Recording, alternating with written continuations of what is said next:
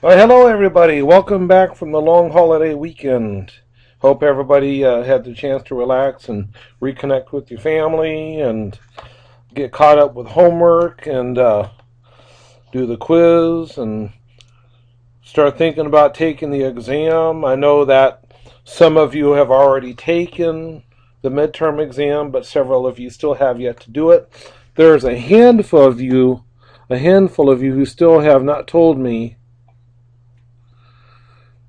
where you'll be taking your exam, and I've sent an email out to you. But I don't know how many of you actually monitor your DMAC email. So if you don't, then I don't know what to tell you. But you need to tell me. Friday is the cutoff for getting this exam done. Okay. What we're going to talk about today, as we press forward into Chapter 4, is quadratic functions. Now we would know what a quadratic equation is. It's basically a second degree polynomial like these guys right here. But the only difference here is that these are now officially identified as functions. Now, just as a point of note, that when you see this notation like this or like this or like this, we're using functional notations. That this is, like for this example, this first example here, this is the function with the name capital F, whose value depends on whatever the variable x is. So f of x, or big F of x, is equal to 3x squared minus 5x plus 1.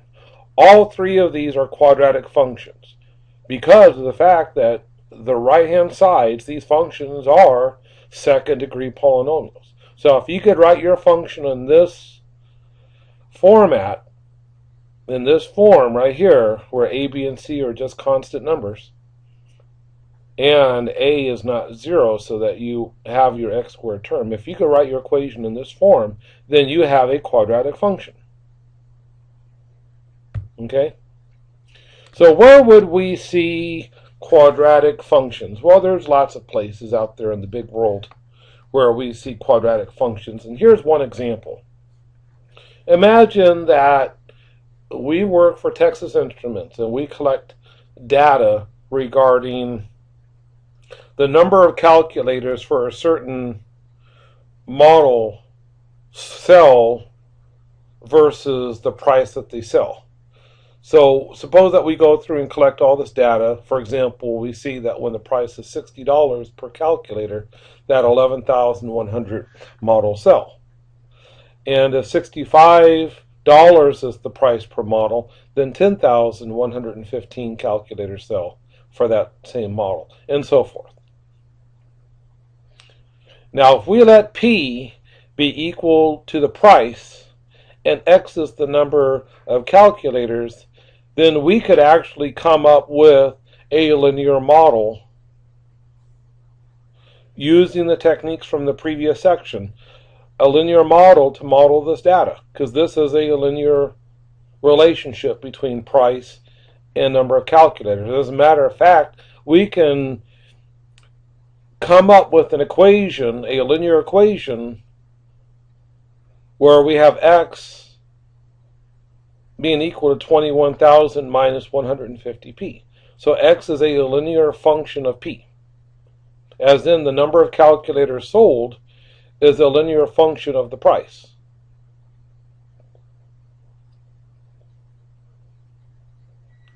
Now let's talk about revenue. Now remember what revenue is. Revenue is essentially the money that the company receives as a result of selling these calculators.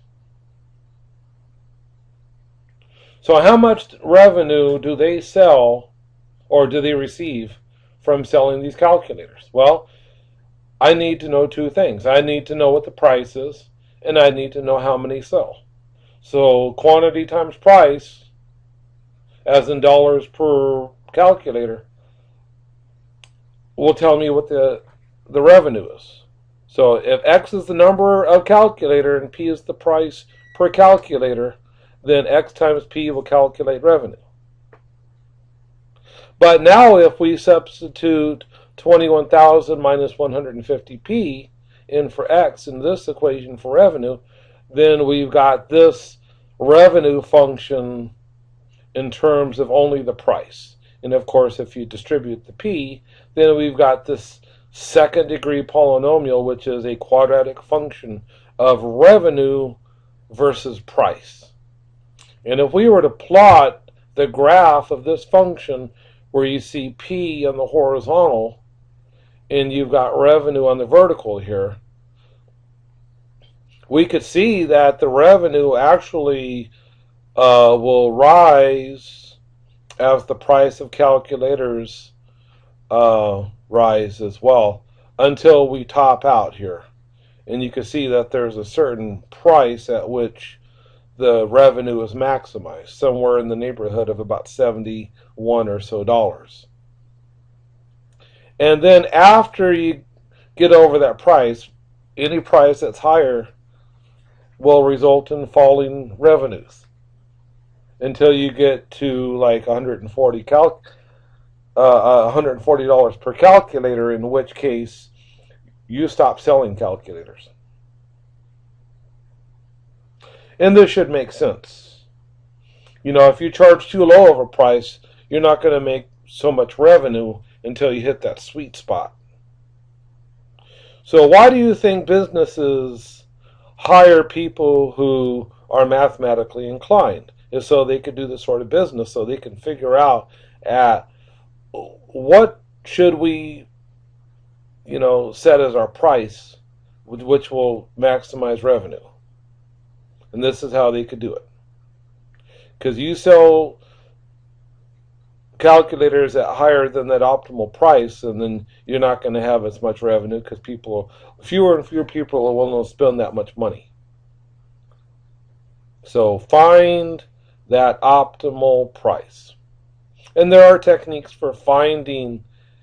If you know what the equation is, then can you find the p-value and the corresponding r-value for this maximum point there? Of course, and we'll talk about that in this section. But here's an example of a quadratic function in action, where revenue is a quadratic function of price. This is just one revenue model. There's lots of different revenue models besides just a quadratic. There's many others. There's cubic and logarithmic and exponential and so forth. But quadratic actually happens to be fairly common as a model for revenue. All right, let's look at another example here. A very common example involves the path that a projectile makes if it's launched into the air. So, as this example, suppose that we are on this galleon here. I'm not sure really it's a galleon, some sort of old-timey sailing ship. And suppose that we've launched a cannonball from the ship. And so imagine maybe that this is Fort Sumter or something in South Carolina, which, by the way, I saw recently. Pretty cool, huh?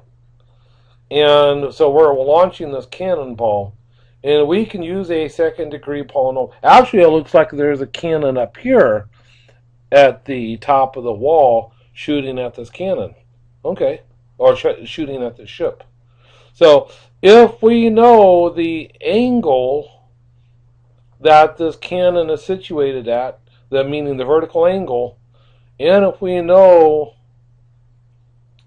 the speed that the cannonball is traveling at as it leaves the tube, if we know the angle and the speed, then I could predict how far this cannonball is going to travel.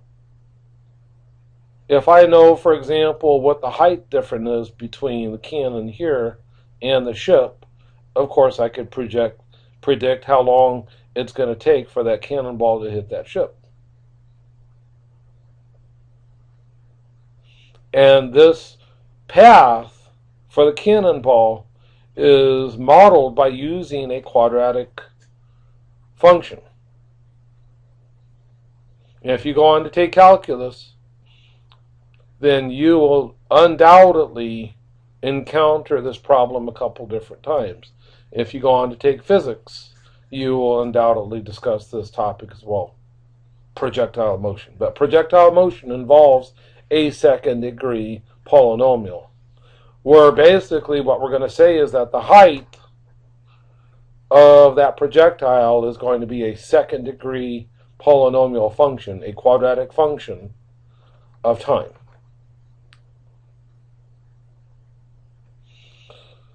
All right, let's talk real quick about graphing quadratic functions. And folks, it really comes down to the sort of transformations that we use. Remember scaling, vertical scaling, shifting, left, right, up, down, that sort of thing. That's what we're talking about. Remember, if you multiply a function by a number greater than 1, you're going to do a vertical stretch.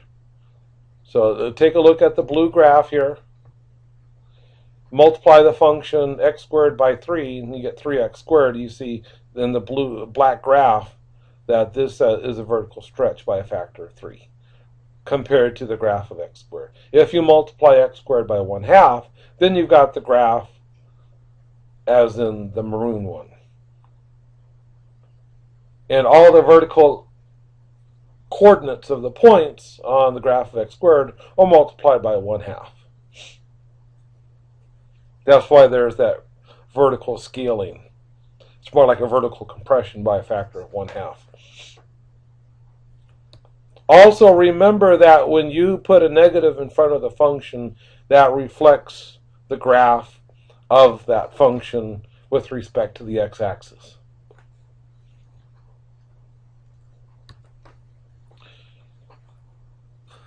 One of the nice properties that the quadratic function, and in particular the graph of the quadratic function, is the symmetry of it. Well, if we have a vertically oriented parabola like we see here, and by the way, parabola is the name of the graph of a second degree polynomial, aka quadratic function. And anyway, there is symmetry with respect to the vertex. Vertex being either the lowest point here or the highest point here.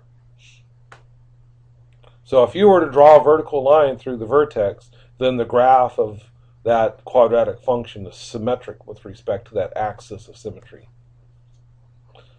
By the way, here's another point to note, that if the leading coefficient, A, is positive, then the graph, meaning the parabola, is going to open upward. If the leading coefficient is negative, then the graph will open downward.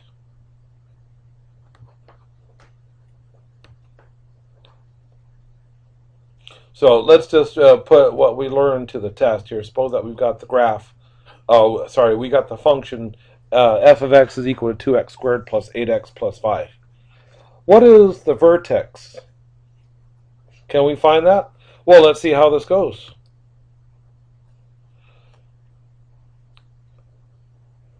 Well, what we're going to do is we are going to complete the square. So in order for us to complete the square, we're going to take the first two terms involving x here, and we're going to factor out a 2. So that you just have x squared by itself. Meaning the leading coefficient now within the parentheses is just 1. The leading coefficient is 1. So you're going to factor out whatever number is sitting as a coefficient for the x squared term. So factor that out from the first two terms, and then let's complete the square. Do you remember what you need to add in order to complete the square here? And remember how you do that. You just look at the x term, the linear term, and that coefficient is 4. You take half of that number, which in this case, half of 4 is 2, and then you square the result, and 2 squared is 4. So you'll add 4 right here. So we're going to add 4. Now, when we add 4 within the parentheses, notice there's a 2 sitting out front. So when we added the 4, we actually ended up adding a total of 8. So if we're going to add 8, we're going to also have to subtract 8 in order for our function to remain unchanged. All we're doing is adding and subtracting the same number, but we're just doing a little bit of manipulation in order to get the function's expression in the form that we want. Now, do you remember how that you can collapse this x squared plus 4x plus 4? Factor it essentially as x plus 2 squared. So now you've got 2 times x plus 2 squared, and then out here to the right you got 5 minus 8, which is negative 3. So think about what the graph of this is going to look like. You could start off with the graph of x squared, and then think about what the effect of multiplying by 2 does. Multiplying by 2 is going to vertically stretch your graph. So here's the graph of 2x squared. It's a vertical stretch by a factor of 2. And then replace x by x plus 2. And what that does is, for the graph, it shifts the graph 2 units to the left. And then finally, we will subtract 3 from the function, and the resulting action on the graph is that it shifts downward by 3 units. So this parabola here is the graph of the original function, 2x squared plus 8x plus 5, which through a couple of steps, including completing the square, we were able to rewrite it like this: 2 times x plus 2 squared minus 3. Folks, this right here, this 2 times x plus 2 squared minus 3, is exactly the same as 2x squared plus 8x plus 5. All we did was that we just rewrote this original function definition in this form so we could see how to graph this. This is one way of graphing the function, just by putting it in this form. So then we could use a sequence of transformations, starting with the x squared, then vertical stretch, then horizontal shift, then a vertical shift.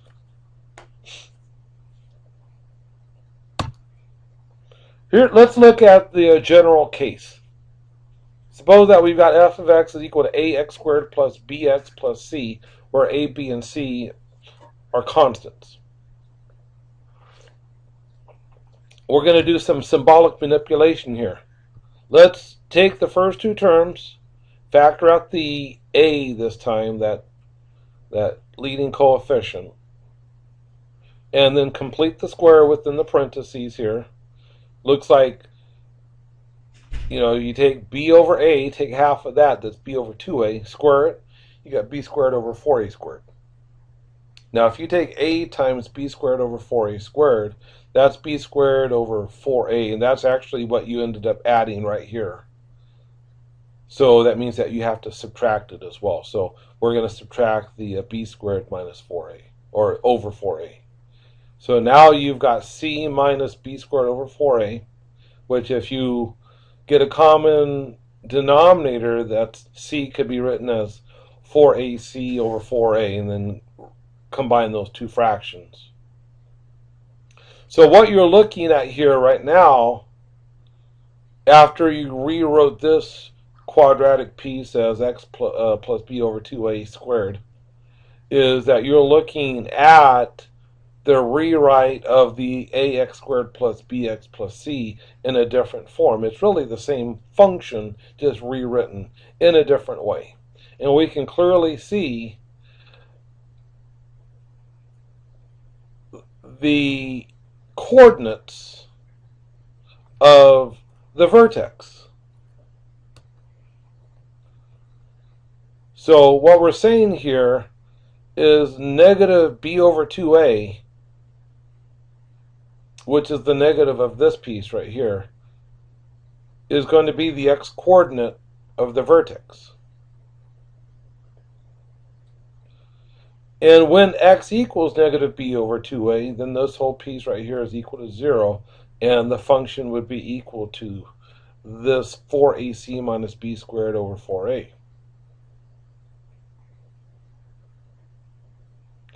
By the way, let me just point out that 4ac minus b squared is the negative of the discriminant.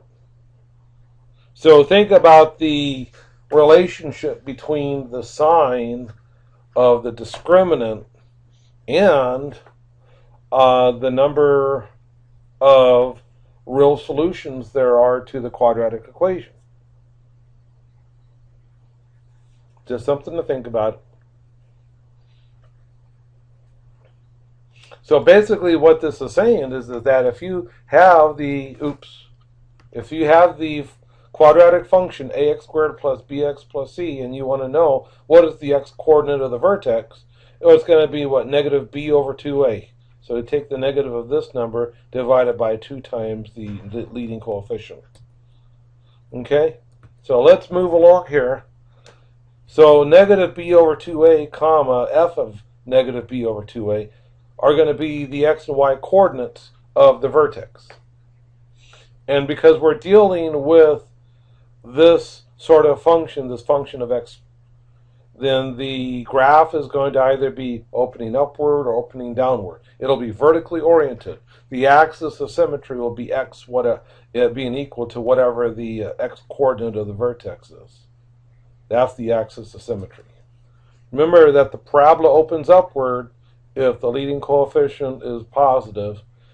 Parabola opens downward if a is negative. Remember, the parabola opens upward, then there's going to be a minimum value for the function. And that minimum value is going to happen at the vertex. When the parabola opens downward, then the vertex indicates the place where the function has achieved a maximum value. Just like the revenue function. All right, well, let's take a look at another example here. We've got f of x equals 2x squared minus 3x plus 2. So let's locate the vertex, identify the axis of symmetry. Does it open up or does it open downward? Well, take a look at the leading coefficient of 2. That's a positive number, so hopefully you say that the parabola opens upward. And we're going to find the vertex by letting x be equal to negative b over 2a. So negative b over 2a. b is negative 3 and a is 2. So you're going to take negative of negative 3 over 2 times 2. And that's going to give you 3/4. So x equals 3/4. That's where the vertex is. Vertex is located when x is equal to 3/4. Now, if you were to plug in 3/4 for x in the equation, in the function, in other words, evaluate the function at x equals 3/4, what do you get? You get, throw that number in there, multiply, simplify, and that works out to be 7/8. So when x is equal to 3/4, the corresponding y value on the graph will be 7/8. So 3/4 comma 7/8 will give you the coordinates of the vertex. Now the axis of symmetry is going to be x equals that x coordinate of the vertex. So in this case, it's going to be x equals 3/4. And like I said, the leading coefficient is positive, so that means that the parabola opens upward. Okay, any questions on this?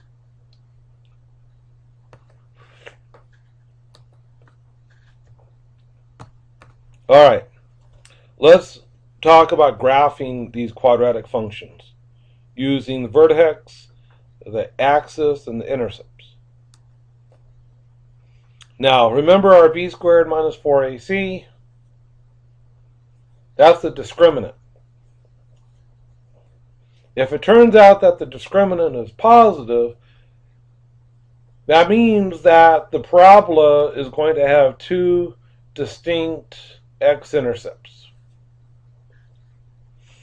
If the discriminant is negative, that means that there are 2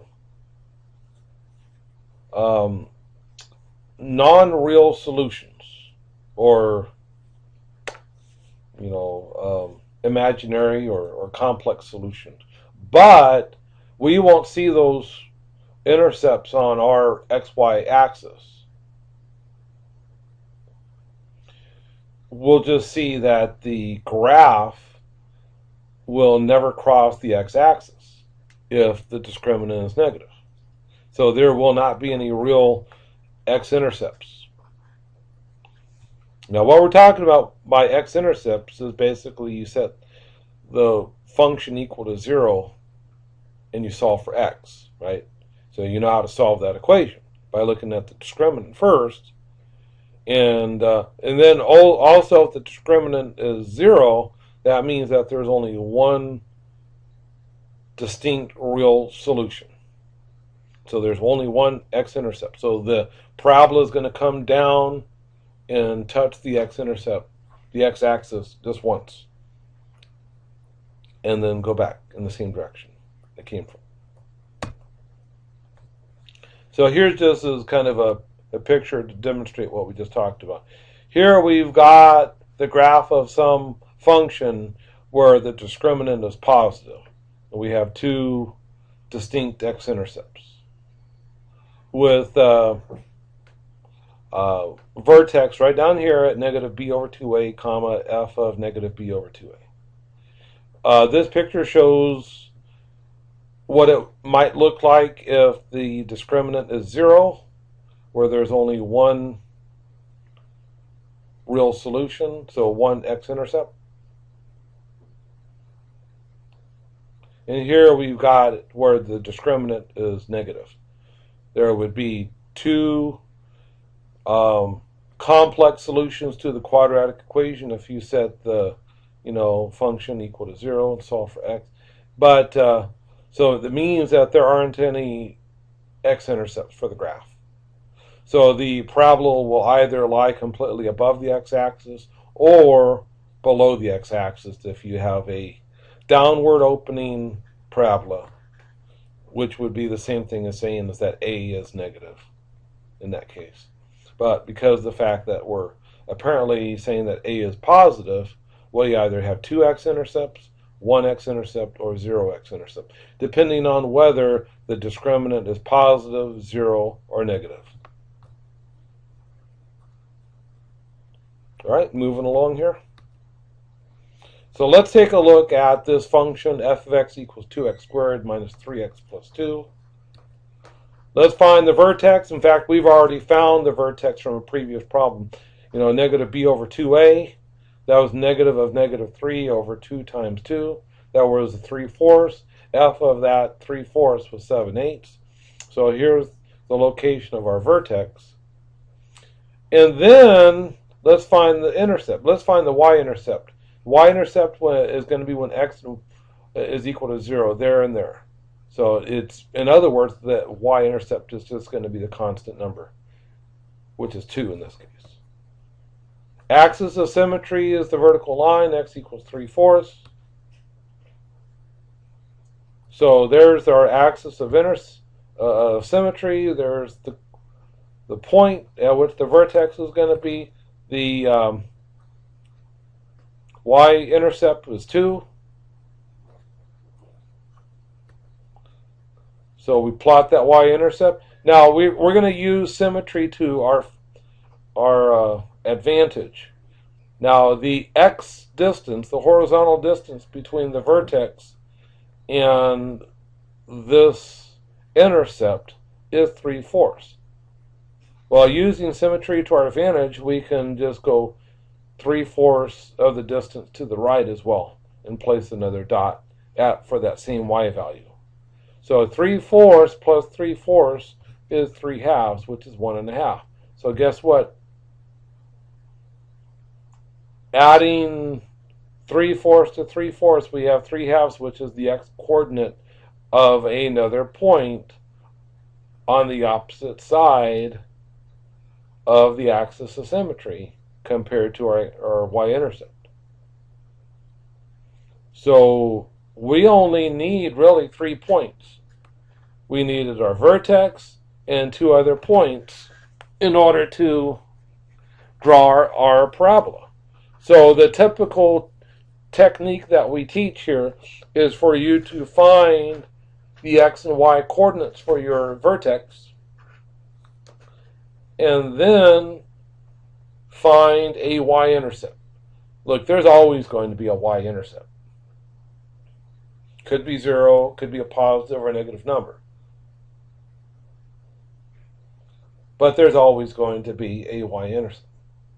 Think about the domain of the quadratic function. The domain is the set of all real numbers, including 0. So that's why I know that there's always going to be a y-intercept. So you find a y-intercept, plot the y-intercept, and then plot another point to the other side of the axis of symmetry.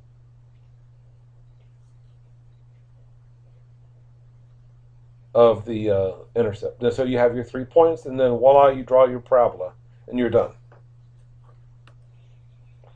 If you need to answer the question, where's the function decreasing, where's the function increasing? Well, look, the function is decreasing on this interval from negative infinity to x equals 3/4. The function is decreasing, the function decreasing on the interval from negative infinity to 3/4. The function is increasing for x greater than 3/4. Getting those two confused. So functions increasing to the right, functions decreasing to the left. If you need to answer the question, what is the domain? The domain of your quadratic function is always the set of real numbers. The range is just going to be for all y values greater than or equal to the y coordinate of the vertex if you have an upward opening parabola. So that's what the range is. Now the y coordinate of your vertex is 7/8. So from 7/8 to infinity, on this interval, the function is going to have your set of functional values. So this right here is the range of the function. So we already talked about where the function is decreasing to the left of the vertex, and the function is increasing to the right of the vertex. So on these two intervals here, decreasing and increasing. All right, let's move on to our next example here. We have f of x equals 2x squared plus 4x minus 1. We'll go through the same process. We're going to find the vertex, so go ahead and find negative b over 2a. Now negative 4 over 2 times 2. And that works out to be negative 1. And then plug that into the function f of negative 1. 2 times negative 1 squared plus 4 times negative 1 minus 1. So that's going to be 2 minus 4 minus 1, which is negative 3. So it's going to be negative 1 comma negative 3. Negative 1 comma negative 3 are the x and y coordinates for the vertex. Okay, so there's our vertex. So go ahead and plot that point. There's where our vertex is.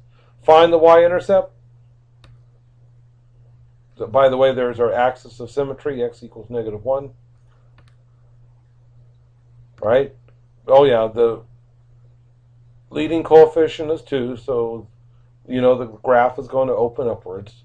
The y-intercept is negative 1, because after all, you could just clearly see it right here. Here's the negative 1 right there. Just pick off that constant term and go ahead and plot your point right there for your y-intercept.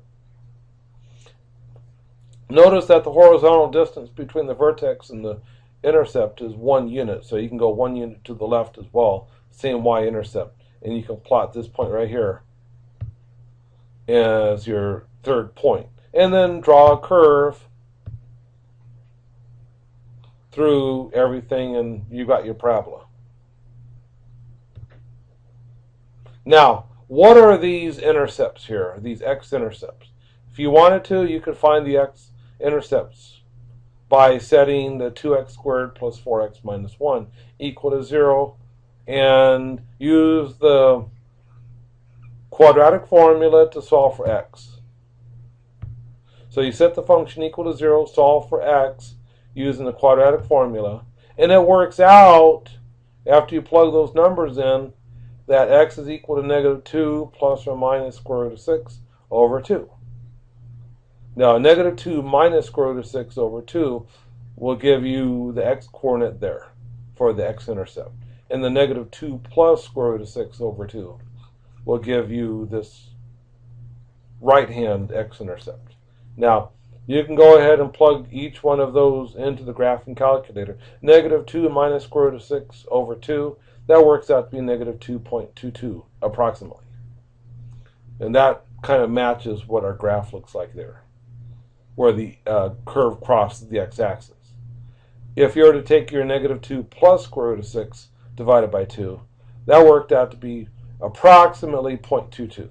And that's going to be the rightmost x-intercept.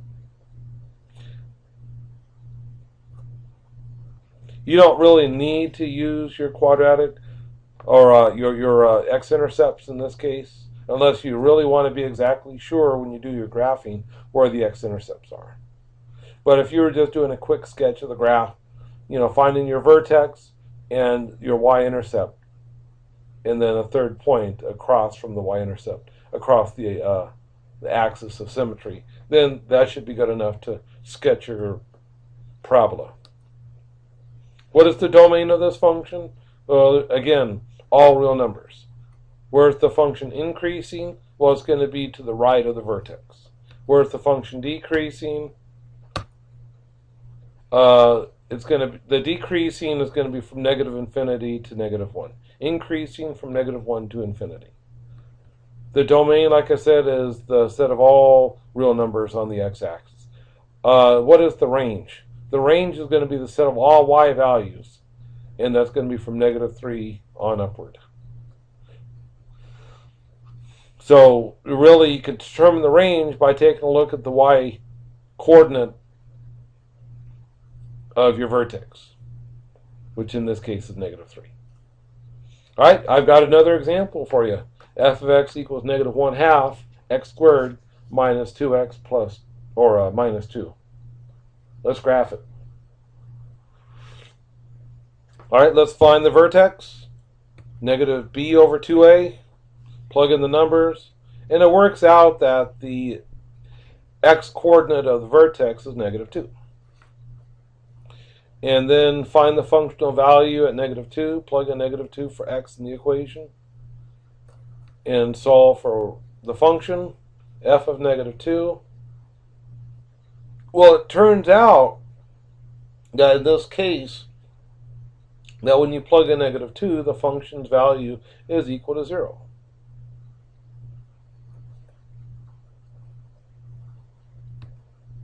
So a negative 2 comma 0 is where the vertex is.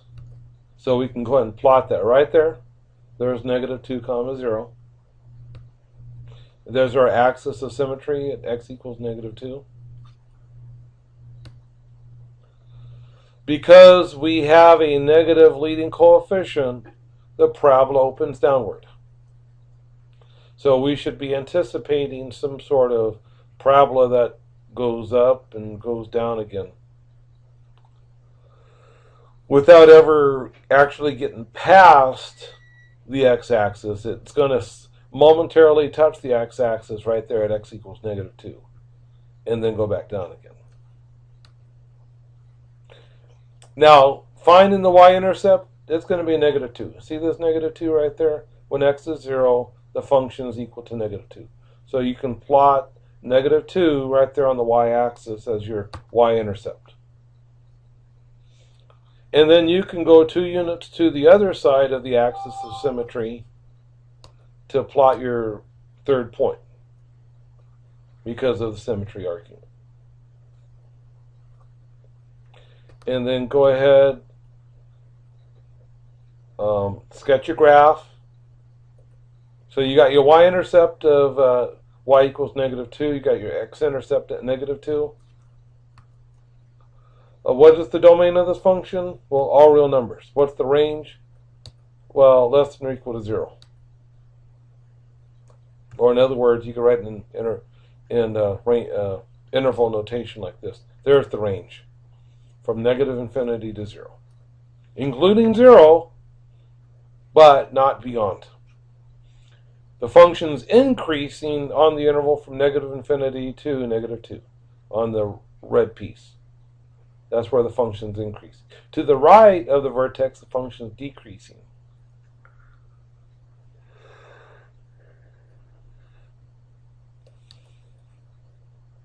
Now let's see if we can actually come up with a quadratic function if we are only given just two pieces of information.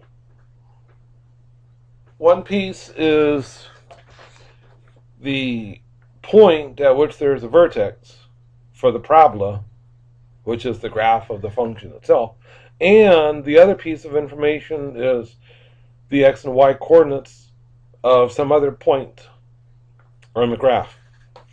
And it turns out you could do it. I'll show you how.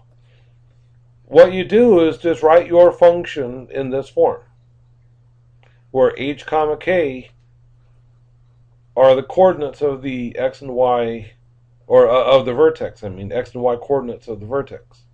So if you know where the vertex is, plug the x coordinate in for h and plug the y coordinate in for k. And then you can use that other point to solve for a. Now determine the quadratic function whose vertex is negative 2 comma 3 and whose y-intercept is 1.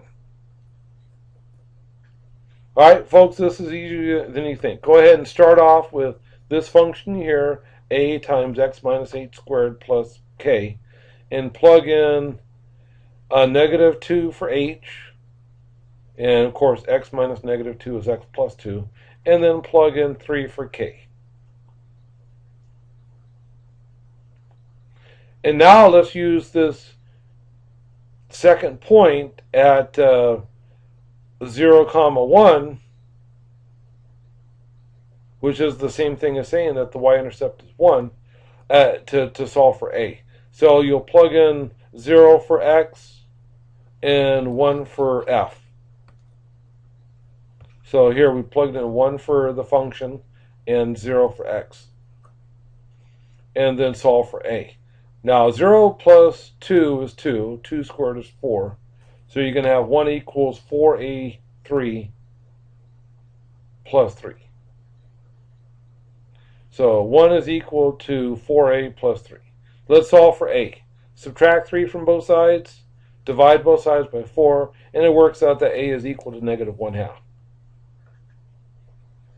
And so here's the a there, so you plug in negative 1/2 right there, and boom, you've got your equation. And then you can multiply it all out by foiling out the x plus 2 squared, multiplying through by negative 1/2, and then adding 3. And you've got the quadratic function, whose vertex is negative 2 comma 3, and whose y-intercept is 1. By the way, here's the graph of that function. And indeed, here's where that vertex is at negative 2 comma 3, and the y-intercept of 1.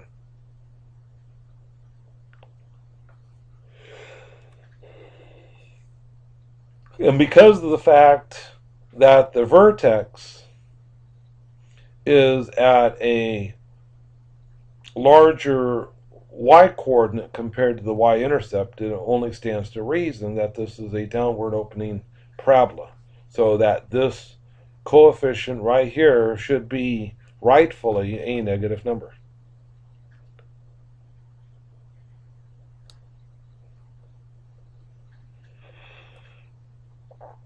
Okay, so now let's return to the ideal of maximizing or minimizing values of your quadratic function. And the short answer is find out where the vertex is. Okay. So suppose that we've got this quadratic function, negative x squared plus 4x plus 5. Now, notice that the leading coefficient is negative. That means that the graph will open downward. That means that the function has a maximum value. It's not going to have a minimum value. It's going to have a maximum value. So what is the maximum value? So what you need to do is find the x-coordinate of the vertex, negative b over 2a.